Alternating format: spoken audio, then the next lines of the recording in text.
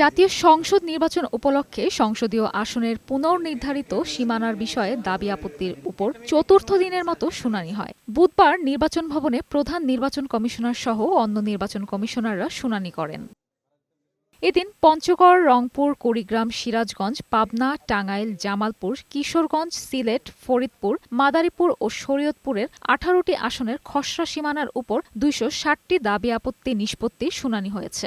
এই অঞ্চলটাকে একক সংসদীয় আসন করাটা এটা হলো যৌক্তিক দাবি, এটা নিয়ে আমরা এসেছি। আমি ভোটার হচ্ছি পঞ্চগড় 1-এর, কিন্তু আমি বাস করছি পঞ্চগড় 2-এ। সেক্ষেত্রে পঞ্চগড় 1-এর এমপি কোনোদিনই এসে আমার এলাকার উন্নয়ন করে না। পরে 4 দিনব্যাপী আপিল শুনানির বিস্তারিত তুলে ধরেন নির্বাচন কমিশনের সিনিয়র সচিব আক্তার আহমেদ। 24 তারিখ সকাল থেকে আসন ভিত্তিক যে আপত্তিগুলো দেওয়া হয়েছে সেটার উপরে আমরা শুনানির ব্যবস্থা করি এবং শুনানিতে আমরা আমাদের মাননীয় প্রধান নির্বাচন কমিশনার মহোদয় এবং অন্যান্য অপর 4 জন কমিশনার মহোদয় এবং আমরা সচিবালয়ের কর্মকর্তা কর্মচারীরা উপস্থিত ছিলাম।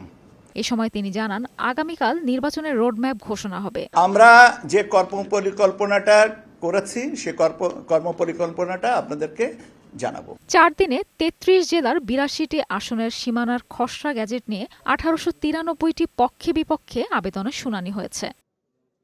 মেরিন আমিন, বৈশাখী সংবাদ, ঢাকা।